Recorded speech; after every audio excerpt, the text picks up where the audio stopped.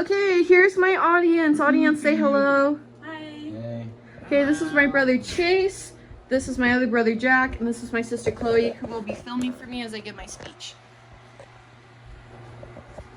For my argumentative speech today, I'm going to be presenting on why college students are healthier than the media portrays them.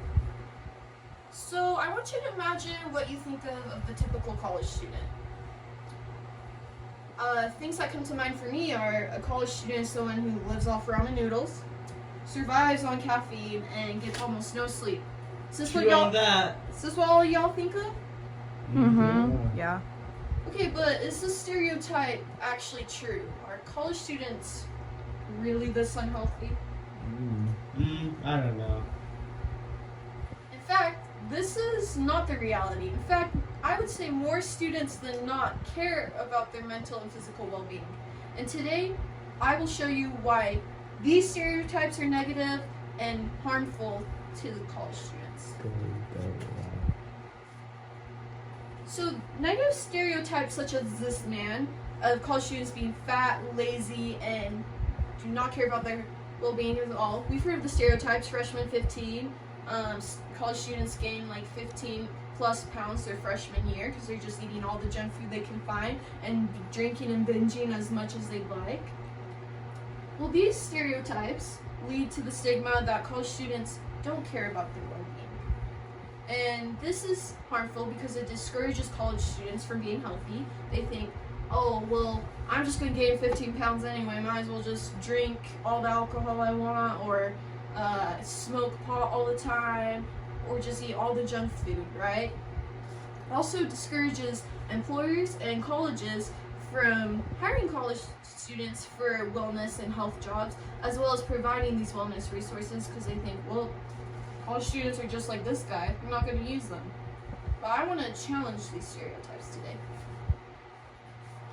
A study from Small in 2013 emphasized college students are more health conscious than previous generations, such as Gen X and Boomers, quote unquote.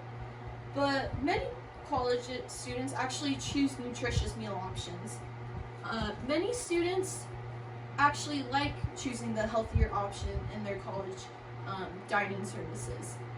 I'll give you an example. When I worked at Cougar Express down at BYU, I worked in this convenience store called Cougar Express, and there were unhealthy options such as donuts, soda, all the unhealthy things you could think of, but there was healthy options too. We had protein shakes, salads, healthy sandwiches, things of the sort. And more often than not, college students were buying those healthy, nutritious options rather than the junk food.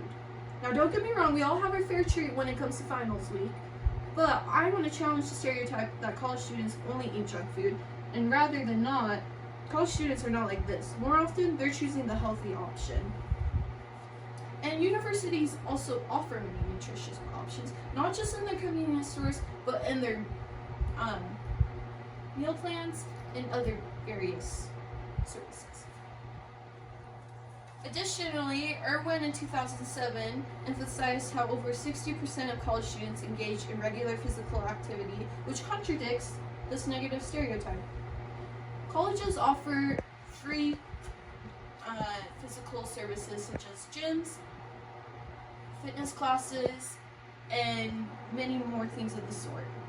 So college students don't often utilize these sources by going to the free gyms that their colleges or universities offer. I know I have. When I was at BYU, I would often go to the free women's gym every day, or nearly every day, to use the weightlifting machines, cardio, or even many college students, even if they don't go to the gym, they're still getting their physical activity in by walking or biking to class. More often than not, college students have to walk to their classes because it's easier than driving around in a car, or they don't even have a car on campus. Where I lived in Heritage Halls, it was nearly impossible to park because of the lack of parking at BYU. So most students just biked and walked everywhere or used public transportation.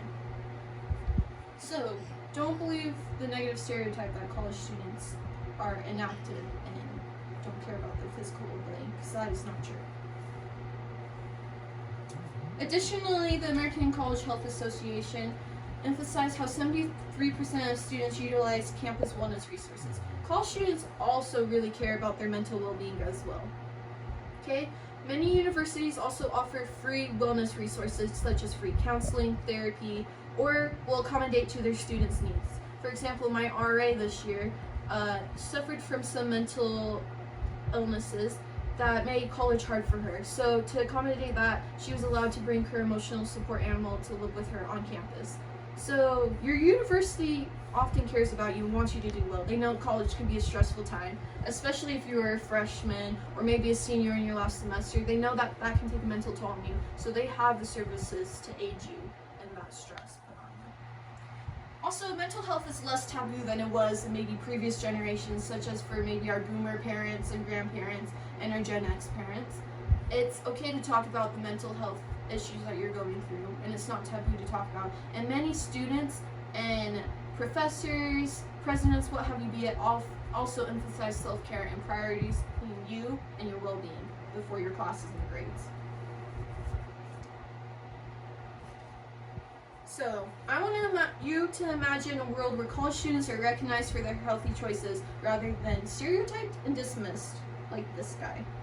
This will lead to students feeling encouraged and continuing to prioritize their well-being, and universities will continue to expand their health resources because they realize that it further benefits students and that they utilize it heavily. So, I have a call to action for all of you. I want to encourage you to share your positive examples of how you've taken care of your health on social media. I know all you Gen Z and Gen Alpha have social media like TikTok, Instagram, what have you be it. Is that true? Yes. All you have it, yeah? Yeah. So I want you to share your examples, whether it be your mental well-being or your physical well-being. Share on Instagram how you've taken care of you this week, and this will encourage other students to follow in the same pursuit. And if you are a college student currently, take pride in your own wellness journey and your mental and physical health. Continue to utilize your wellness services that your college offers you, and you will be blessed. Thank you.